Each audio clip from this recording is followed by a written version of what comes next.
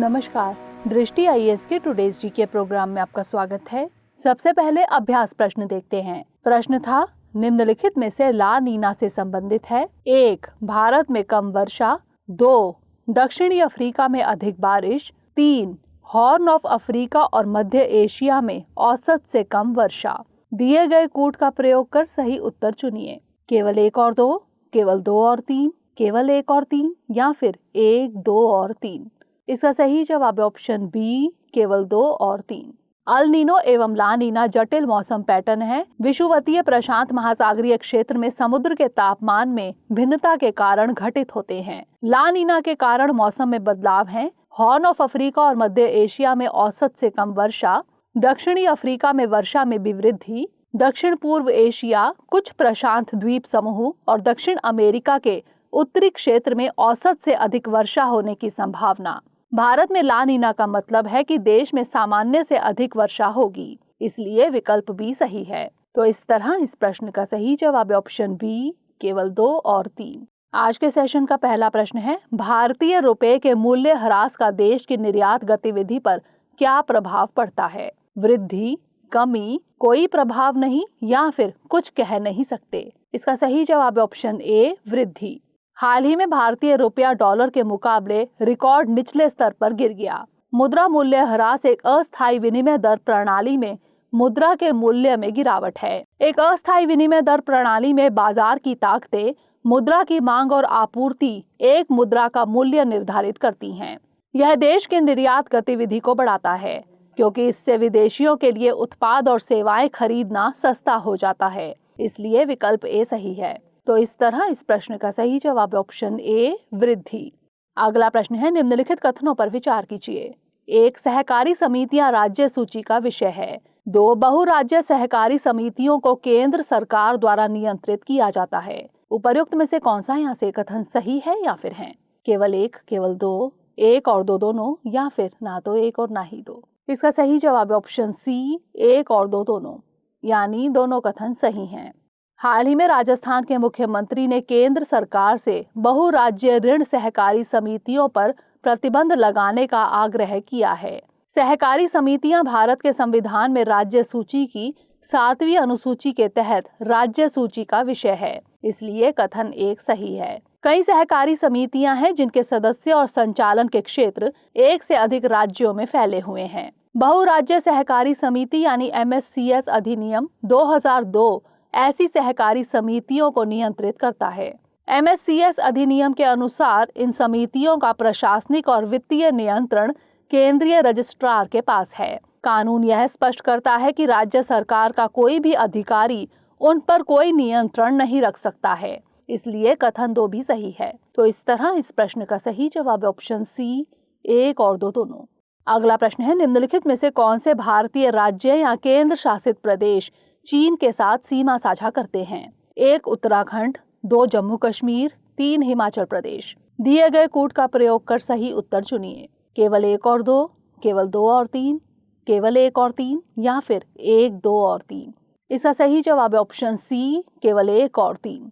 भारत चीन के बीच सीमा विवाद लंबे समय से एक अहम मुद्दा बना हुआ है। भारत के 4 राज्य हिमाचल प्रदेश, उत्तराखंड, सिक्किम और अरुणाचल प्रदेश और एक केंद्र शासित प्रदेश लद्दाख चीन के साथ सीमा साझा करते हैं, इसलिए विकल्प सी सही है। चीन भारतीय सीमा को आमतौर पर 3 क्षेत्रों में विभाजित किया जाता है: पश्चिमी क्षेत्र, मध्य क्षेत्र और पूर्वी क्षेत्र। गौरतलब है कि 15 जून को गलवान में दोनों देशों की सेनाओं के बीच हुई हिंसक झड़प में भारत के 20 जवान शहीद हो गए थे।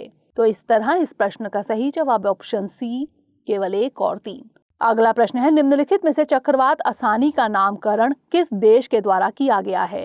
भारत, बांग्लादेश, मलेशिया या फिर श्रीलंका। इसका सही जवाब है ऑप्शन डी, श्रीलंका।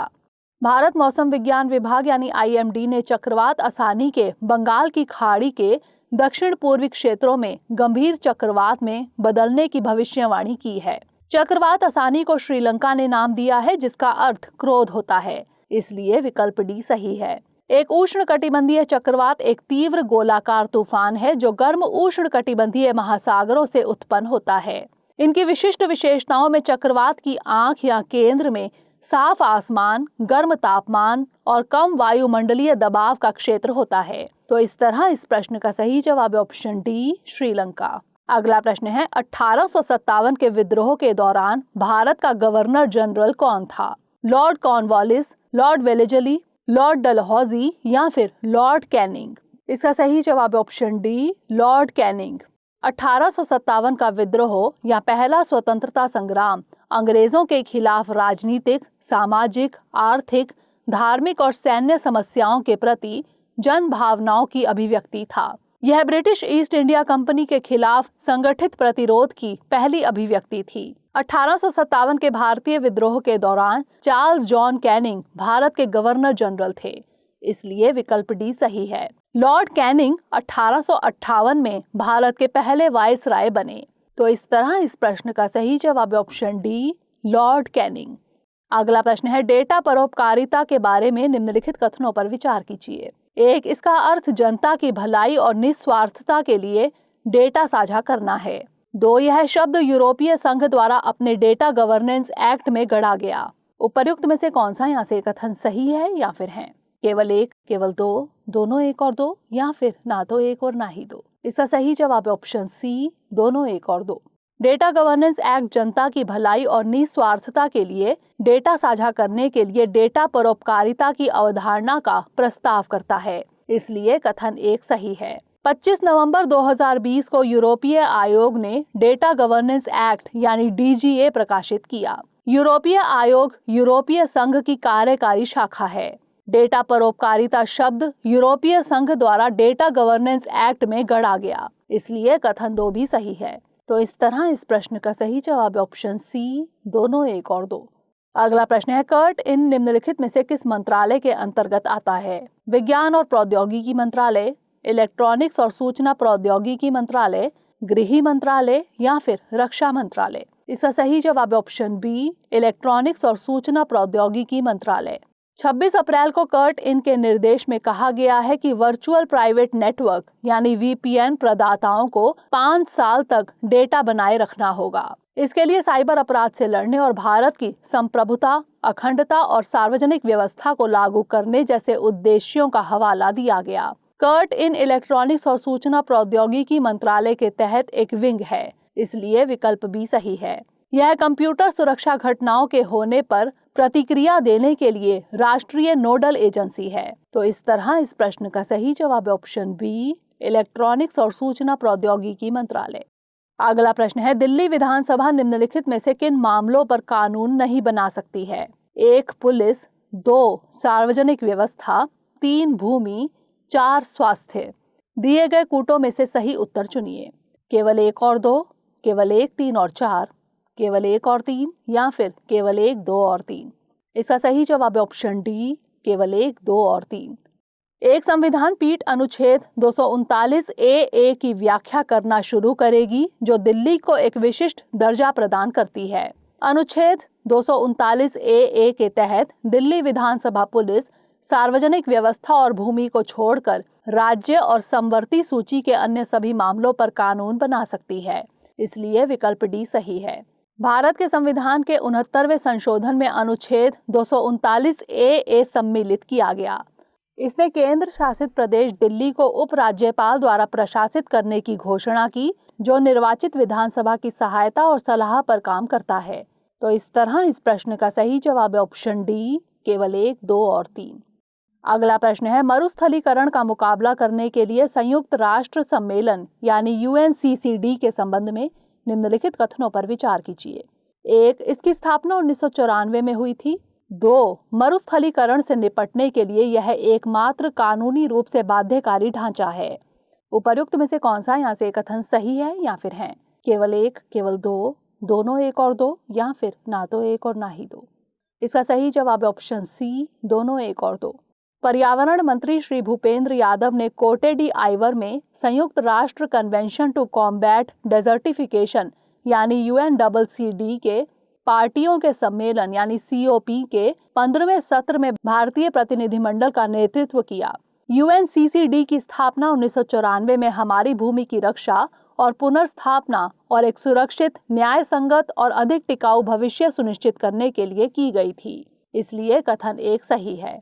यह मरुस्थलीकरण और सूखे के प्रभावों को दूर करने के लिए स्थापित एकमात्र कानूनी रूप से बाध्यकारी ढांचा है। इसलिए कथन 2 भी सही है। इसका 14वां सत्र नई दिल्ली, भारत में आयोजित किया गया था। तो इस तरह इस प्रश्न का सही जवाब ऑप्शन सी, दोनों 1 और 2, यानी दोनों कथन सही हैं। अगला प्रश्न है, निम्नलिखित में से कौन एक संवैधानिक संस्था है? राष्ट्रीय मानवाधिकार आयोग, केंद्रीय अन्वेषण ब्यूरो, जीएसटी परिषद या फिर नीति आयोग? इसका सही जवाब ऑप्शन सी, जीएसटी परिषद। जीएसटी परिषद बिटकॉइन समेत अन्य क्रिप्टो करेंसी पर 28% कर लगाने पर विचार कर रही है। 2016 के 101वें संशोधन अधिनियम ने भारत में वस्तु एवं सेवा कर यानी जीएसटी का मार्ग प्रशस्त किया। इस संशोधन द्वारा संविधान में अनुच्छेद 279A जोड़ा गया। इस अनुच्छेद ने राष्ट्रपति को एक आदेश द्वारा जीएसटी परिषद का गठन करने का अधिकार दिया। इसलिए विकल्प सी सही है। चुनाव आयोग, संघ लोक सेवा आयोग, राज्य लोक सेवा आयोग, वित्त आयोग आदि संवैधानिक निकाय हैं, जबकि राष्ट्रीय मानवाधिकार आयोग, केंद्रीय अन्वेषण ब्यूरो और नीति आयोग गैर संवैधानिक निकाय हैं। तो इस तरह इस प्रश्न का सही जवाब ऑप्शन सी, जीएसटी परिषद। अब नोट कर लेते हैं आज का अभ्यास प्रश्न। हाल ही में खबरों में रहा वेस्ट बैंक कहाँ स्थित है? दक्षिण अमेरिका, पश्चिम एशिया, मध्य पूर्व या फिर यूरोप? इसका उत्तर हमें कमेंट सेक्शन में जरूर भेजिएगा। अगले सेशन में नए प्रश्नों के साथ मिलेंगे। तब तक के लिए पढ़ते रहिए एंड स्टे सेफ।